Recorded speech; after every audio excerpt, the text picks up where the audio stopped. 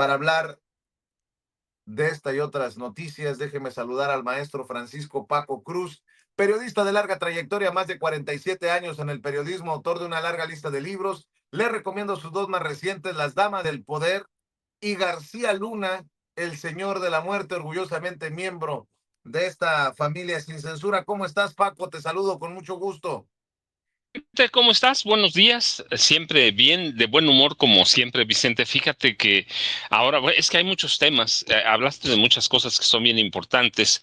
Por ejemplo, de los fraudes en vivienda, ¿no? Que podemos seguirlos al Infonavit, al ISSSTE, al Fobiste, que se llama, al cártel inmobiliario en Ciudad de México. En realidad es uno de los fraudes más comunes que hay, ¿no? Y las autoridades abusan de eso. ¿Tú recuerdas recientemente el del Infonavit? Es una locura. Por miles y miles de millones de pesos hay personas que tienen un departamentito, incluso casas. Antes el Infonavit construía casas, bien. Y hay fraudes al por mayor, Fobiste, y aquí allá en la Ciudad de México lo viven bien con el cártel inmobiliario, ¿no? Así que hay que tener mucho cuidado. Y luego, mira, ahora que estabas hablando de los narcocorridos y la presidencia, aquí lo dijimos la semana pasada, ¿recuerdas? No se puede prohibir ni la música, ni la literatura, ni la pintura, ninguna de las bellas artes se puede prohibir. La prohibición puede ser más peligrosa que el fenómeno que vas a combatir. Además, mira, aquí lo dijimos, la narcocultura en este país, como en otros donde el narcotráfico es un fenómeno diario, la podemos seguir hasta la década de 1940 y aquí hablamos de corridos, por ejemplo, ¿quién puede imaginar a los Tigres del Norte sin Camelia la Tejana? Contrabando y traición, Vicente. La, la narcocultura es un fenómeno y en algunos lados algunos estados a donde se prohibieron o se llegaron a prohibir los corridos, los normales, ya no hables de los tumbados, fue peor, porque se cantan en fiestas, se cantan en la casa, se cantan en la radio. Entonces, si tú prohíbes al narcocorrido, no le vas a dar solución a la narcoviolencia. Y este cantante, qué bueno que suspendió, pero qué malo, porque si tú anuncias un concierto y la gente te conoce por ese tipo de música, pues tienes que cumplir. Tienes que cumplir. Ya otra cosa, bueno, si vas a dar otro concierto y tú dices, ¿saben qué? A partir de hoy ya no voy a cantar narcocorridos, así que no voy a la Feria del Caballo Internacional del Caballo en Texcoco. Lo que provocas es todo esto que pasó, ¿no? Los organizadores también tienen ese problema grave. Si anuncian un concierto con corridos tumbados, los que tú quieras, pues tienen que cumplir. La gente paga por algo. Así que hay que cumplirle. Y lo otro, mira, pues tenemos una fuerte presencia desde los 40 con estas cosas, pero en los 60 ya se siente muy, muy bien el incremento, la diversificación, películas, música, series. ¿Te acuerdas, por ejemplo, los hermanos Almada, que hacían películas horrendas, pero era parte de la promoción, la glorificación, la romantización de la violencia? Y luego vienen los 70 y los 80 ya con los narcocorridos en serio, y yo no me entendería la, como la riqueza, porque es eso, la riqueza de algunos grupos sin corridos, sin corridos del narcotráfico. Ya lo decías tú, los Tucanes tienen unas canciones bien fuertes que hablan del perico, la chiva y el consumo de drogas, va. ¿Sí? Y lo mismo que los Tigres del Norte.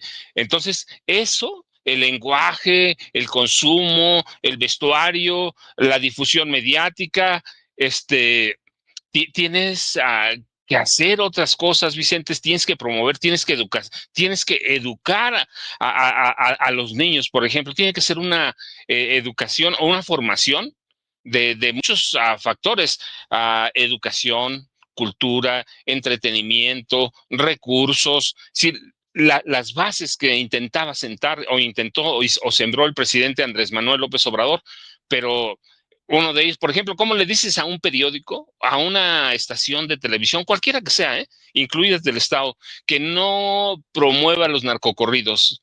pues tiene que haber un acuerdo entre ellos, de lo contrario se presta censura. Lo mismo que con los artistas, pues los invito, lo que está haciendo la presidenta, que dijo, estamos haciendo un concurso para promover otro tipo de música, pues todo tiene que ser así, de lo contrario, la épica, la lírica, el folk de la droga, ahí lo vamos a tener siempre, y el consumo. ¿Por qué son tan populares el Chapo Guzmán? ¿Por qué fue tan bueno, el Chapo Guzmán vive todavía, pero ¿por qué fue tan popular el Señor de los Cielos? No, no solo por la música, Vicente, es una parte. Lo otro también, y te digo, en cuestión mía, pues algunos, no muchos, pero algunos de los libros que escribo son prácticamente narcocultura, el Señor de los Cielos. ¿Por qué se hizo? Sí, por la droga se hizo famoso, pero o infame, pero se hace ¿por qué? Porque vivimos un auge de la narcocultura y podemos ir a Sinaloa, pero esto fue en Texcoco, en el Estado de México, en una feria que tiene añísimos, en la Feria Internacional del Caballo. Entonces, y los corridos en especial que hacen, ensalzan y entrelazan la historia de narcotraficantes y criminales. No hay que glorificarlos, pero tampoco los puedes prohibir. Eso sería contraproducente, y La tampoco podemos pregunta, prohibir. Sí, la Vicente. pregunta que hace que hacen en Rayuela en la jornada es interesante. En la jornada, en Rayuela, el comentario editorial, considero de los más importantes, pregunta, ¿muestra algo socialmente más profundo el zafarrancho de Texcoco? Está buena la pregunta, ¿no? Vicente, ¿Muestra no, algo socialmente más profundo el zafarrancho de Texcoco? no, Vicente, no lo muestra, pero la cuestión es que, mira, yo digo que la palabra narcocultura implica todo eso, no implica solo a los grupos o a cantantes como este famoso, implica a la población. ¿Recuerdas lo que pasó en reciente allá en Jalisco, en Michoacán? Eh, no, glorificando la figura del Mencho, no es solo, no son solo los grupos o el cantante, el intérprete, es también nosotros. Somos parte de algo que no se puede ocultar. La palabra narcocultura se ha instalado como una de las más derivadas del narcotráfico. ¿Sí? Narcopolítica, narcoeconomía, narcosociedad, y su empleo produce confusión, pero la tenemos, hay ambigüedad, pero lo tenemos. Y los narcocorridos son parte de eso. Son parte de eso. Entonces, y te digo, pero no los es la gente, ¿viste cómo estaban de salvajes? Yo estaba viendo, por ejemplo, algunas escenas, cómo tenían que proteger a una muchacha que además después terminan golpeándola ahí mismo y la gente se enardece. Pero es parte no solo de la música, es parte de nosotros. Los que ocasionaron estos desmanes no fueron bueno, ellos fueron responsables por no cantar esa música que prometieron. Eso fueron, pero la gente estaba fuera de sí, estaba furibunda porque no le iban a tocar narcocorridos. Entonces, sí creo que tiene que haber una concientización de todo mundo, tiene que haber, la música incluye todo tipo de expresiones, actividades, productos artísticos, culturales, pero tiene que haber una concientización o campañas de educación hacia la gente, campañas de educación hacia el público, Vicente. Eso a mí me impresionó cuando veía las imágenes, y me impresionó el cantante, porque no voy a cantar eso, espérate, para eso te contratamos, para eso le pagaron. Y a los organizadores también. Así que mira la diversidad de acercamientos a la narcocultura y ha originado inquietudes sobre lo que se debe hacer o cómo se deben realizar, incluidas las investigaciones, incluidas las posiciones gubernamentales, en este caso de la presidenta Claudia Sheinbaum Pardo o de nosotros como comunicadores. Tenemos que aportar algo para terminar con esto. Yo te decía, pero la gente dice, pues, ¿qué fue el cantante? Bueno, él fue una parte, pero lo que vimos ahí en la violencia, la forma, el acercamiento no fue de los cantantes, fue de la gente que fue a escuchar Oye, narcocorridos. oye, Sí, Paco, y Vicente. se vienen más casos, ¿eh? Casi te lo puedo firmar. Estoy viendo, me manda Angélica, nuestra productora Angélica, desde el extranjero, una nota de Grupo Fórmula. Las autoridades de Querétaro han tomado una decisión firme. No permitirán presentaciones de grupos musicales que hagan apología del delito o alteren el clima de paz en la entidad. El primer caso ya se dio. El Commander fue cancelado y no podrá presentarse en el estado, dicen desde Radio Fórmula. El Commander pues es conocido también por cantar corridos perrones, pues uno de los más famosos es Sí, señor, yo soy de rancho, entre otras cosas. Así que se vienen otros casos que nos darán también claridad y la oportunidad de seguir con el análisis, Paco. No, no, Vicente, absolutamente. Mira, pero entonces la pregunta que tendríamos que hacernos es, ¿la decisión de las autoridades de Querétaro va a ser fundamental para acabar con la violencia en ese estado, o que lo tome Guanajuato o el Estado de México? ¿Va a ser fundamental? No, no es eso. No es eso, prohibir no soluciona nada. Estados Unidos es el mejor ejemplo en los 20, ¿sí? ¿Te acuerdas con la ley Volstead? Eh, la, la ley de prohibición, la época de la prohibición, la ley se llamaba Volstead, nada de alcohol. ¿Y qué terminó siendo Estados Unidos? Bueno, ciudades como Chicago, Nueva York, las grandes mafias de América del Norte, incluidos nosotros, América del Norte, las grandes mafias. Y el alcohol se traficaba, pero en cantidades industriales. Ahí tenemos al capo más famoso, ¿no? Al Capone. Y aquí tuvimos nuestros capos también.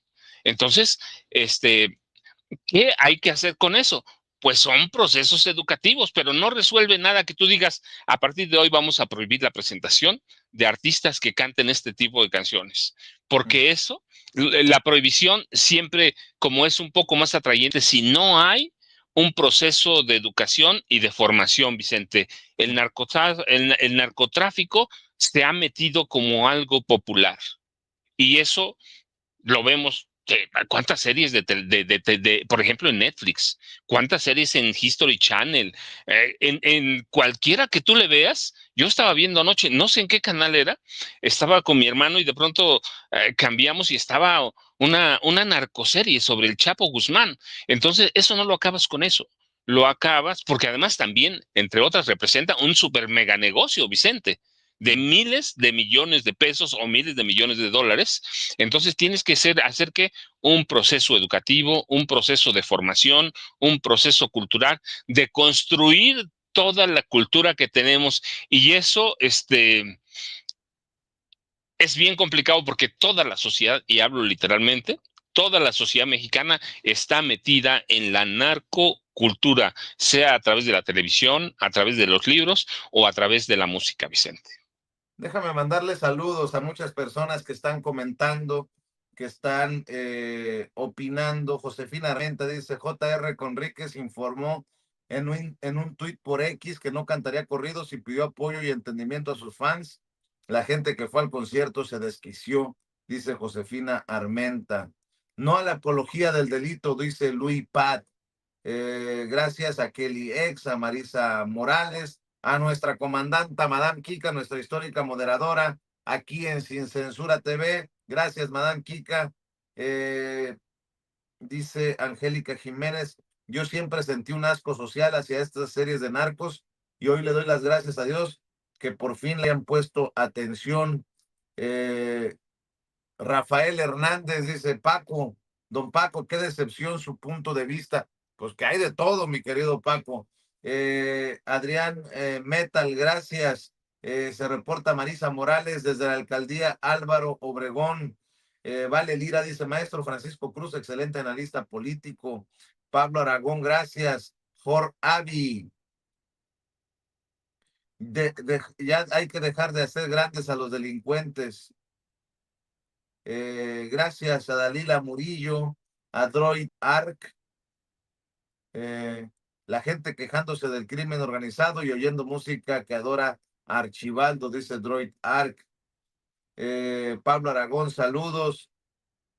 María Esther Méndez dice, sí es fundamental que los jóvenes ya no escucharan esa música. Los jóvenes son manipulables, no generalice. Eh, Alfonso Alvarado dice, los corridos son hechos reales, no como ahora, pura fanfarronería. Gracias, Abel. Isabel dice, no toda la sociedad mexicana, claro que no.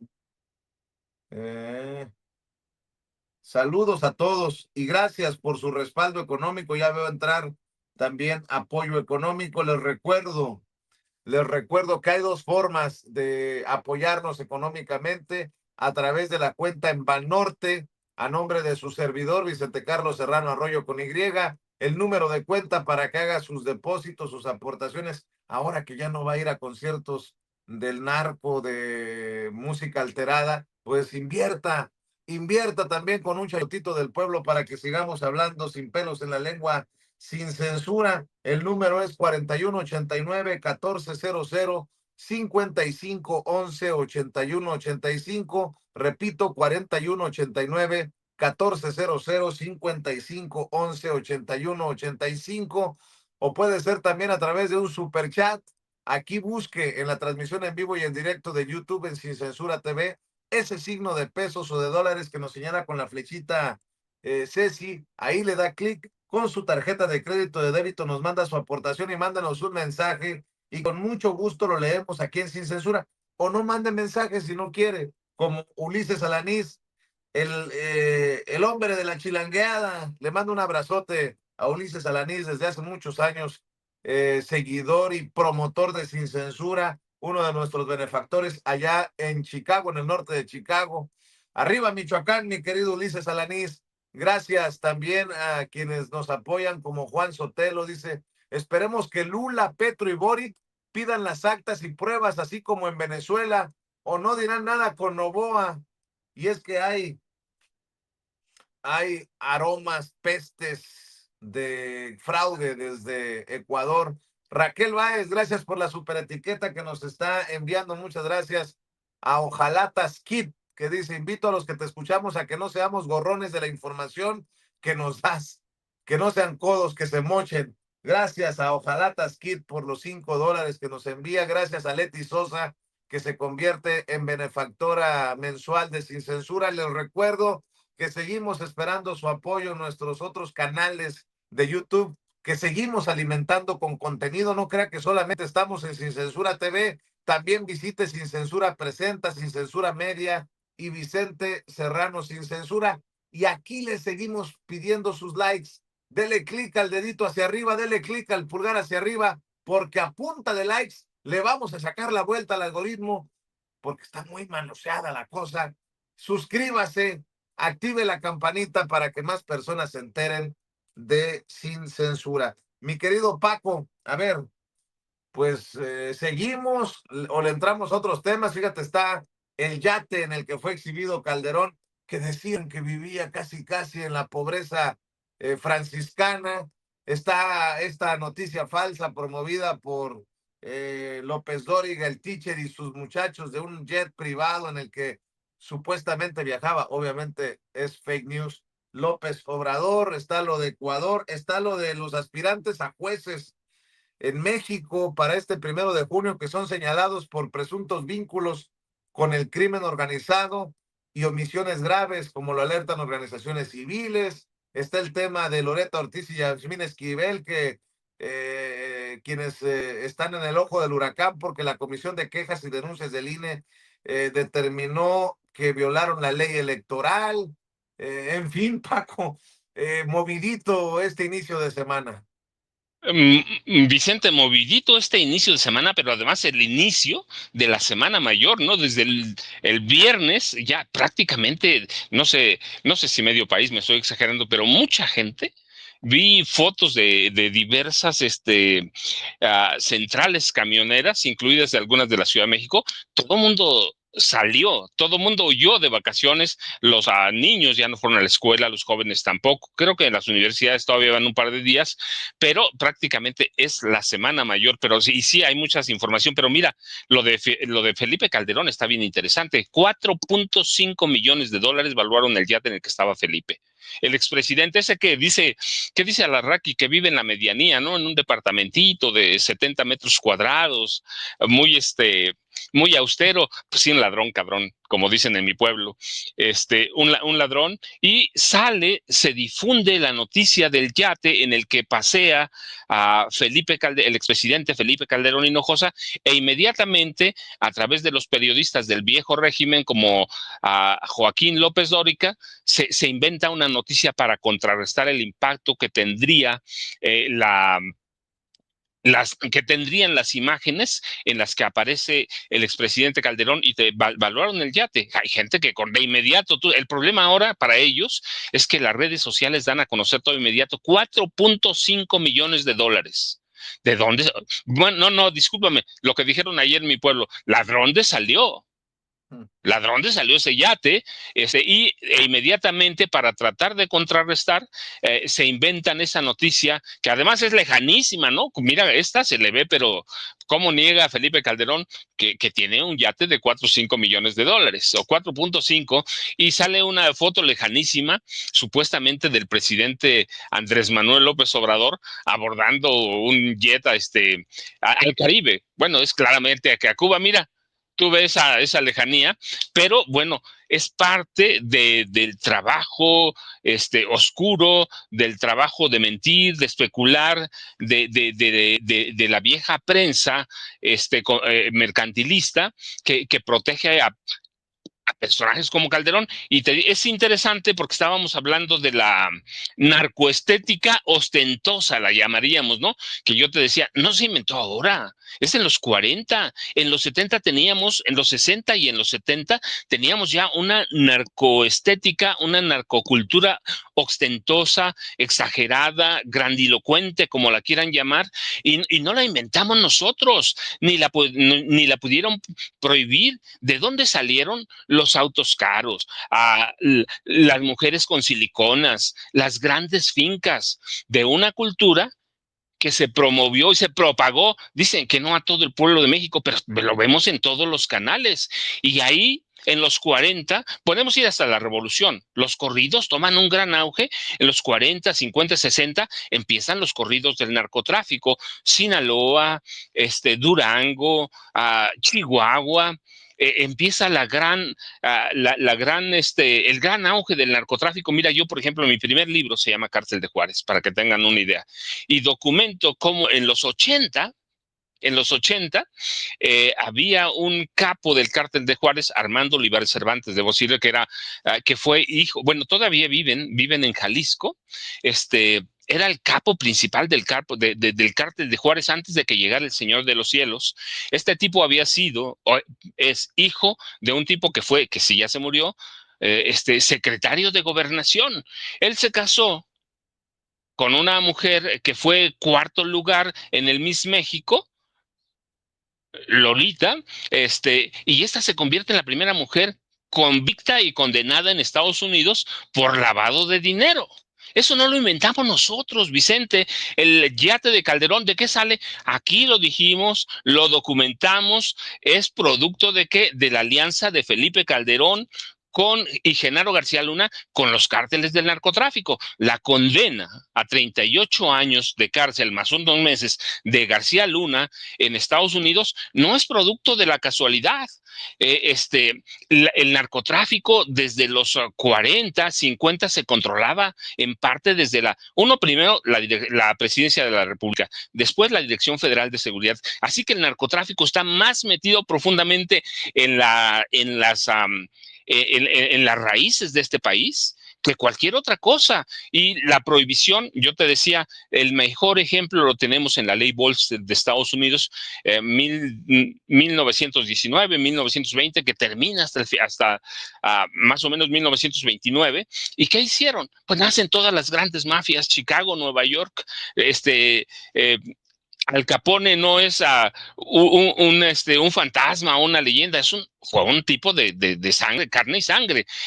Lucky Luciano, Las Vegas, ¿cómo se alza? Con eso, y aquí tenemos ciudades, por ejemplo, Metepec, en el Estado de México, pegadito a Toluca, que crece, que se hace un pueblo mágico, un pueblo multimillonario, gracias a los ingresos del narcotráfico, a la derrama del narcotráfico. Y así tenemos muchos pueblos, Zapopan, Guadalajara, que es la primera ciudad que tiene un cártel, el cártel de Guadalajara, nace producto de eso. Y Felipe con este yate, pues ya sabes a dónde salió el dinero, Vicente. Entonces, hay muchos temas y hay para hablar de eso, pero es importantísimo lo de Felipe, primero porque tenía un cártel del narcotráfico en Los Pinos, no lo inventamos nosotros. Peña Nieto tenía su cártel en Los Pinos.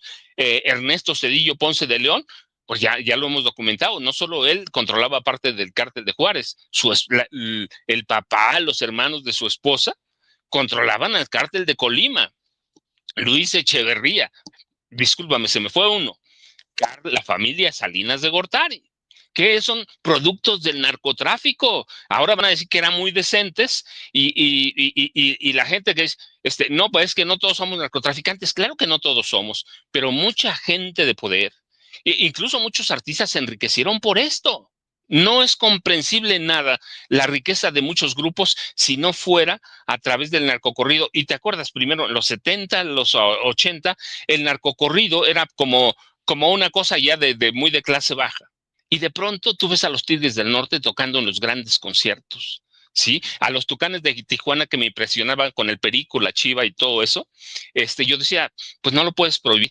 Lo que tienes que hacer es un proceso de construir la cultura y reconstruirla a través de educación. Y tenemos presidentes como Felipe Calderón que nos están poniendo el ejemplo. Ahí está un narcopresidente, que hemos tenido cualquier cantidad de narcopresidentes, así que es necesario, Vicente, entender lo que pasa con la narcocultura y a partir de ahí, como dice la presidenta, pues vamos a reeducar a este país, Vicente. Más o menos por ahí va la cosa.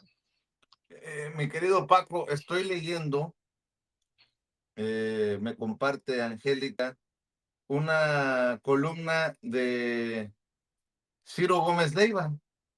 ¿Cómo les duele que sean exhibidos en la mañanera o que hayan sido exhibidos ya y que sigan siendo exhibidos ahora en la mañanera del pueblo?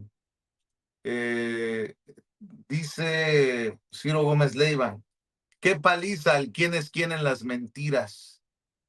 El 20º Tribunal Colegiado en Materia Administrativa del Primer Circuito determinó ayer por unanimidad que la sección ¿Quién es quién en las mentiras de la conferencia mañanera del gobierno de López Obrador y que fue conducida por Elizabeth García Vilchis operó como un instrumento de estigmatización utilizando recursos públicos para desacreditar y señalar de manera unilateral a periodistas críticos como mentirosos, atribuyéndose de facto la facultad de definir la verdad y la mentira desde el poder político, lo cual contraviene las libertades de pensamiento, de expresión y de prensa.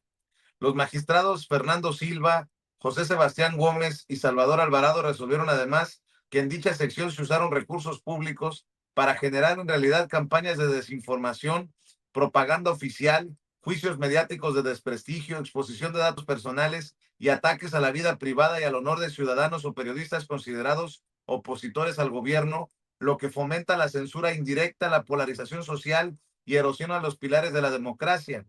Qué paliza desde el Poder Judicial. La determinación del tribunal se dio en respuesta al amparo promovido por un periodista, el primero que lo hizo, el primero que lo ganó, sienta con ello un precedente extraordinario, dice Ciro Gómez Leiva. Y de aquí salen ciertas cosas, ¿no? O sea, no debe de haber una sección tipo quién es quién en las mentiras o el detector de mentiras, como se llama hoy en la mañanera del pueblo, cuando tenemos mentiras abiertas promovidas como por Joaquín López Dóriga, que no es cualquier ciudadano, es un personaje que es seguido por millones de personas, hay que ser sinceros, en redes sociales, bots, trolls o no, pero que le da vuelo a esto de que López Obrador vuela en un jet privado. Debería de exhibirse cuando miente Anabel Hernández al decir López Obrador tiene vínculos al narcotráfico porque ahí está como prueba la fotografía de López Obrador con la mamá del Chapo Guzmán. No deberían de ser exhibidos, vuelvo a Anabel Hernández, al decir que la presidenta Claudia Sheinbaum ha recibido dinero del narcotráfico a través de Omar García Harfuch.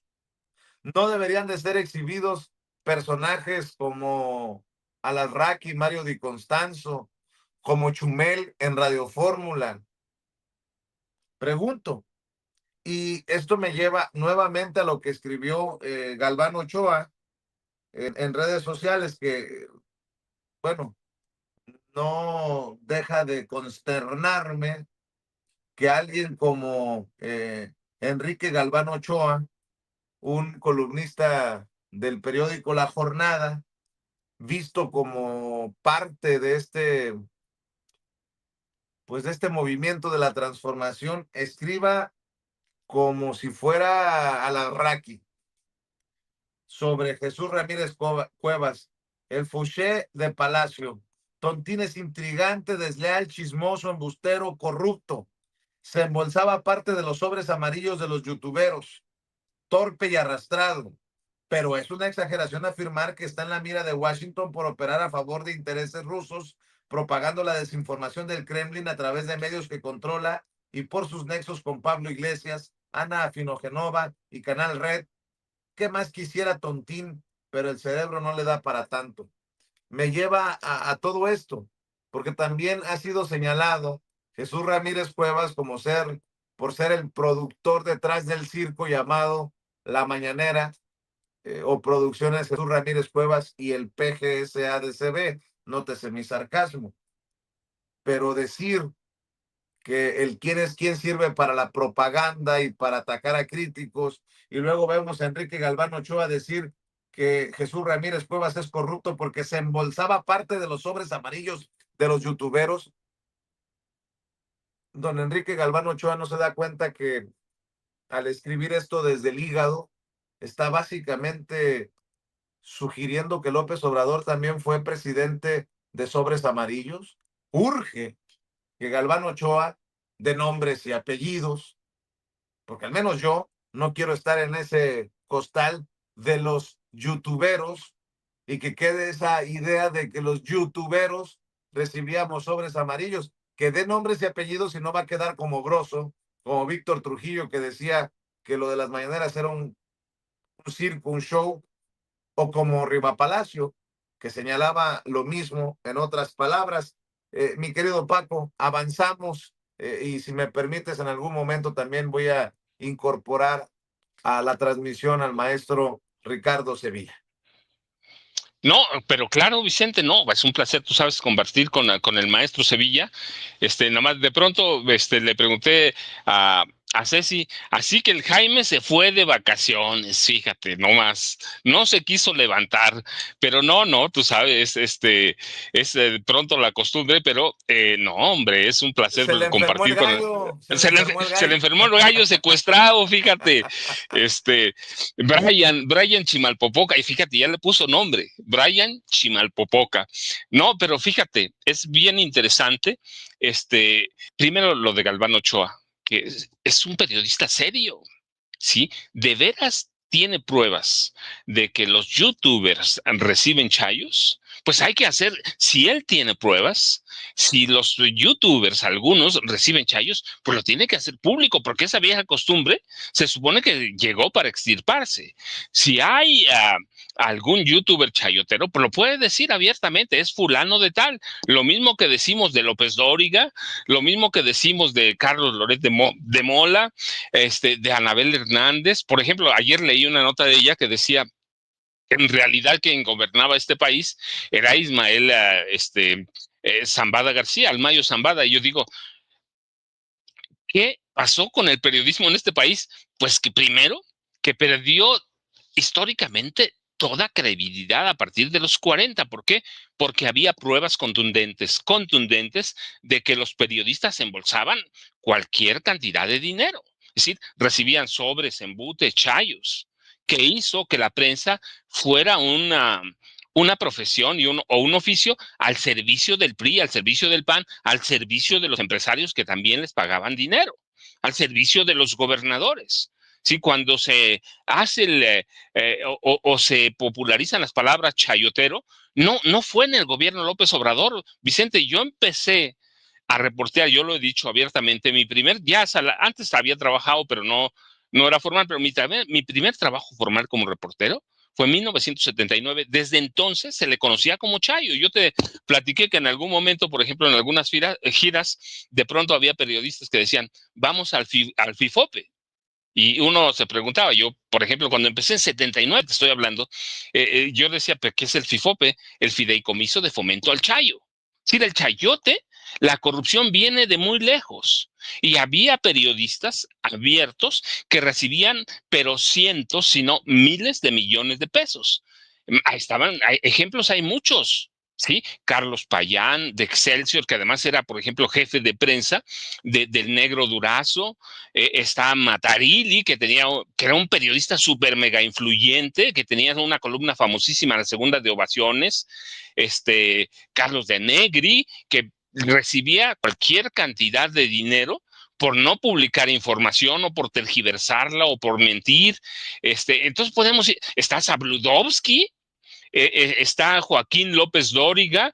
Podemos documentar su vida completita en los medios. Su vida personal será su vida personal, pero en los medios podemos documentar eso. Y ¿tú recuerdas cuando llegó el presidente Andrés Manuel López Obrador y decían de eso? Salió la lista de cuánto recibían. Yo mismo bueno, no lo dije ahora, lo documenté en su momento. Por ejemplo, en 2009 publiqué Negocios de Familia y publiqué cuánto recibían los periodistas de Ciudad de México por hacerle la imagen a Enrique Peña Nieto. Claro. Como Televisa tenía firmado un contratote, pero en serio, y esa prensa se dedicó a mentir, tergiversar, crear noticias falsas. Hoy le llamamos fake news, pero siempre las hemos tenido. Noticias falsas. Yo conté, por ejemplo, una anécdota que alguna vez me pasó con Riva Palacio. Él no me vio, pero salió de Palacio de Gobierno en Toluca, salió y a los 2 días veías que llamaba a Enrique Peña Nieto el gran estadista de este país. Un ladrón en serio. Yo decía, ¿en qué estado vive? Cuando yo estaba por publicar mi tercer libro que se llamaba Tierra Narca y en el que documento que Peña Nieto era el capo del Estado de México y que iba a ser presidente de México además. Entonces, esa prensa, la corrupción no la inventó Palacio Nacional. Y mira, yo lo he dicho abiertamente, Vicente, ¿por qué no el gobierno va a tener derecho de réplica? Pues claro que tiene que tener, Vicente, y hay que desnudar desde donde sea a todos esos periodistas corruptos. Y si Enrique Galván Ochoa, que se llama, tiene pruebas de que algunos youtubers han recibido lana, pues que lo diga abiertamente. Estamos en un país que hay que decir la verdad, ¿no, Vicente? Así es. Y por cierto, le mandamos un saludo al querido Jaime Hernández, fundador y conductor de No Apto para Cínicos, gran amigo de Sin Censura, que dice, estoy escuchándolos mientras le doy su maíz al Brian y luego lo tengo que llevar a su terapia porque sigue sin dormir aterrorizado por culpa del maestro Paco Cruz. Órale, mi querido Paco. Ya llegó el maestro Ricardo Sevilla, periodista de larga trayectoria también para entrarle a la cobertura antes de la mañanera del pueblo.